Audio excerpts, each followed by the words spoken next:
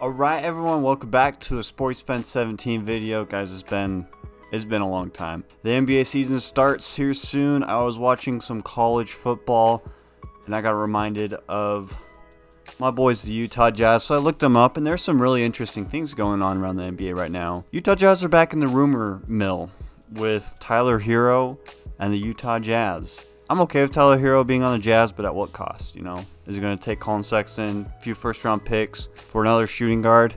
Guys, we need another point guard.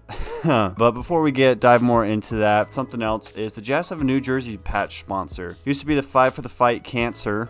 It's what went on this side because we got the Nike logo or the Jordan logo right here. Apparently the Five for the Fight Cancer raised their goal money for it, and they said, you know, we've done what we needed to. We don't really need to be the patch sponsor anymore. So new team, they're like LVT. This is a Desert News article. It says LVT. They're like a Utah-based company, which is really cool. They're still keeping it local. They're a security company. What a surprise. Utah is full of security companies. You know, we had Vivint before. I don't really care for patches. I think it's just another way to get advertising in. Back to it. Damian Lillard, Tyler Herro, Utah Jazz. How do these three things connect? Well, a bunch of articles like Heat Nation, Salt Lake City Dunk, the J Notes, NBA Analysis. This one, NBA Analysis, says Bucks trade for John Collins in bold new proposal. I don't think that'll happen. John Collins will be playing for the Jazz. I don't know. I don't think any of these trades really will happen. I think what will happen is Danny Ainge will team that we have now. They'll build they'll build their profitability, and then the moment Danny says, all right, he might be peaking or close to peaking, so his trade value will be the highest. Bam, gone. So right now, Colin Sexton's draft capital might not be the highest that it could be. You know, he could come in, start as a point guard, maybe start shooting guard, say be a big six man, and then he shows off a lot of flair, a lot of pizzazz, and then Danny Ainge is like, I'm gonna trade you for some picks. On my YouTube channel, you saw my community post, I gave you guys two options, Colin Sexton or Chris Dunn, and the question was, who would you rather have as our starting point guard? 99 of you voted on this. I got 55% Chris Dunn, 45% Colin Sexton. So we're kind of half and half here. I mean, that's a 10% difference between the two. That's really close to 50-50.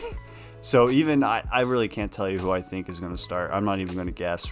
But I had you guys guess. You guys guessed Chris Dunn. I mean, out of those two options, I know we got Keontae George, we got THT, but I stuck with just those two guys. All right, let's go back to the Damian Lillard trades. They're resurfacing. It seemed like we had a month in the NBA where absolutely nothing went on. Congrats to Germany for winning it all. Dennis Schroeder is a great FIBA player. So the FIBA World Cup happened, and then there's been probably like 2 weeks of absolutely nothing. So the NBA probably was like, crap, guys, college football has us.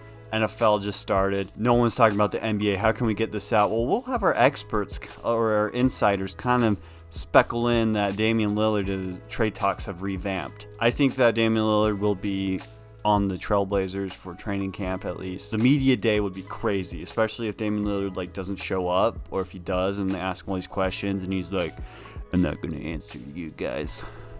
I'm going to do my own thing. You know how players sometimes get like that? We'll see what happens, but like I said, the Jazz are in the mix of this because we have 12 first-round picks from now until 2029 or like 2030, something like that. So apparently the way that I've read is a two-team trade between the Heat Trailblazers would not work. So they have to get other teams involved, like a 3 or 4 team trade. I think all these experts and stuff are saying, oh, the Jazz have all these assets. So of course we'll add them into our article and say, hey guys, look, the Jazz are interested in Tyler Herro. I mean, he could be a good fit, but like, we got Jordan Clarkson, who's kind of the same, I feel like kind of the same role. I mean, he's older. I would rather have Jordan Clarkson stay on the team. I mean, Utah loves him. I feel like Tyler Herro would not care about Utah in the slightest. I think that if Danny Ainge were to trade, it wouldn't really be, like, no one would have guessed the trade. I mean, no one would have thought that we'd get 5 first-round picks out of, that's including Walker Kessler, out of the Rudy Gobert trade. I didn't think he was going to the Timberwolves. I didn't think Donovan Mitchell was going to go to the Cavaliers because the media put it out that we were trading with the Knicks. So if we were to have a trade, I really don't think the media would be able to guess it because Danny Ainge is just kind of working behind the scenes maybe. So yeah, anyway, guys, thank you all for all the support. I'm back, baby. More news probably will be rolling in. Training camp starts in about a week, I believe, and then the first preseason game starts in 2 weeks, October the 5th. It's like 2 weeks from now. So everyone take care and have a great rest of your day.